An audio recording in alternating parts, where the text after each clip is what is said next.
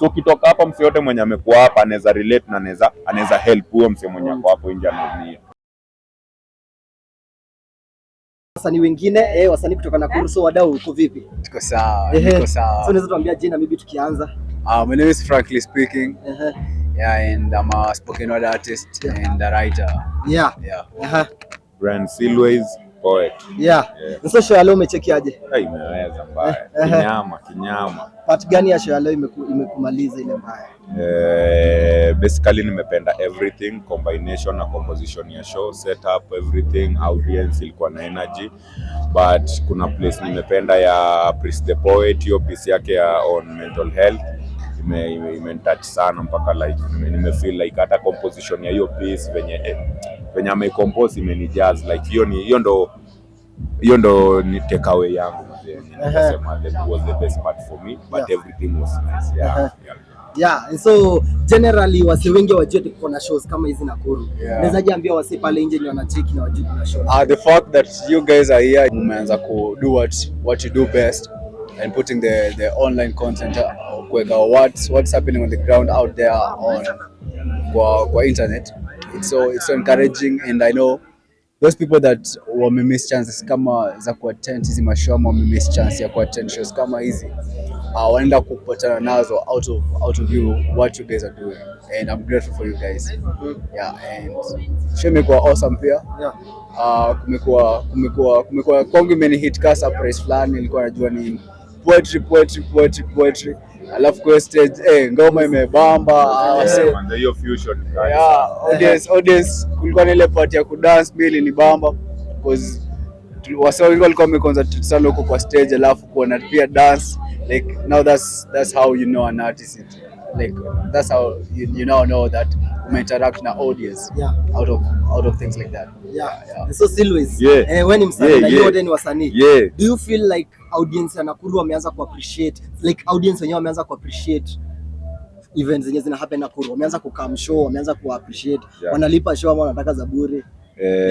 First of all, audience anafanya chenye wewe unataka, chenye msanii anataka. Ukipatia audience stuff ya kulipiwa, definitely italipiwa. Ukipea audience stuff ya free, sasa hata atakuja. Unaona audience hataki, mbona umuite show ya free?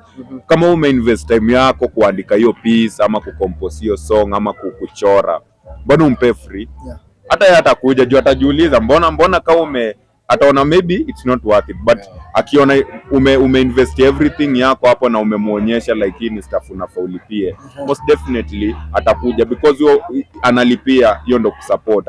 Akulipi juu ati ndio uishi lavish lifestyle, anakulipa kukusupport. Ndo kama ulikuwa una uwezo wa kuingia store, at least you have something yenye umepata, unaweza ingia store, unaweza jimarket nayo kazi yako. So definitely wase wana appreciate, ndo maana wako hapa. Leo ni Sunday, kuna msee ametoka church akaingia hapa, akakuja amekaa for those 4 hours amesikiza, and then anakuja not basically because ati ni free ama analipa.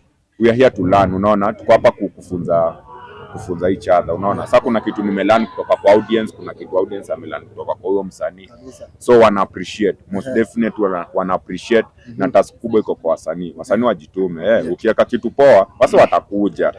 Juu niko sure kwa watu wenye walikuwa hapa, kuna wasi wajui Priest the Poet, but sasa kutoka leo ni mafani wake na watakuwa na mfollow because ya kazi ya sasa amekuja akakuwa so mafans wana big up manze, wanafanya kazi safi.